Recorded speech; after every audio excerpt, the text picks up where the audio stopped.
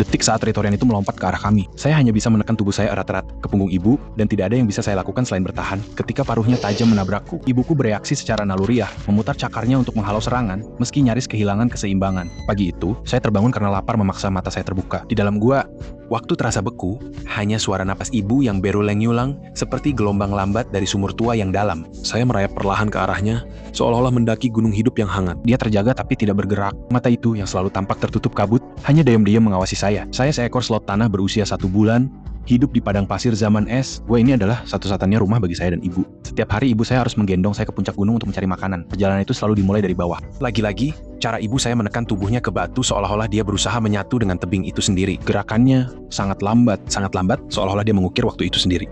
Cakarnya terkunci pada batu seolah-olah dia meraih takdir bukan batuan. Satu-satunya yang bisa saya lakukan adalah merangkul ibu saya lebih erat lagi. Dulu, saya tak mengerti bahwa ibu saya tak mendaki gunung setiap hari, melainkan jarak antara cinta dan kematian. Nantinya, saya tahu dia harus mempertaruhkan nyawanya setiap hari, makan lebih dari 10 kg daun hanya untuk membuat saya tetap hidup saat suhu mulai naik drastis.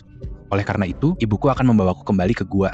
Hari ini tak berbeda, tapi saat pulang, bayangan hitam tiba-tiba melintas di langit, teritori dengan sayap yang hampir mencapai 3 meter. Salah satu predator paling mematikan di tanah ini. Ia melesat ke arah kami dengan satu tujuan saja di benaknya. Mereka ingin mengganggu ibu saya, memaksa kami berdua jatuh dari tebing 100 meter. Ibu saya mengunci cakarnya ke batu, sementara saya berpegangan padanya sekuat tenaga. Burung itu melompat lagi, kali ini langsung menghantamku. Meskipun berisiko, ibu saya melepaskan satu cakar dan memukul keras penyerang itu. Saat kami hendak mencapai pintu gua, teritorian meluncurkan serangan lain. Kali ini, ibu saya tak bisa memegang tebing dengan kuat. Badannya mulai meluncur ke bawah. Untungnya, kami tidak jatuh ke jurang, kami hanya meluncur sebagian dari tebing. Dengan saya di punggungnya, ibu saya perlahan mendaki kembali ke gua. Namun, para teroris tidak menyerah. Mereka melancarkan serangan langsung ke gua itu sendiri. Ibuku segera menarikku ke belakangnya, mengayunkan cakarnya dengan amarah, berjuang keras untuk mengusir burung-burung itu. Hanya saat itulah saya akhirnya mengerti bahwa ibu saya tak pernah takut pada predator itu. Yang benar-benar ditakuti olehnya hanya satu hal, gagal melindungi saya.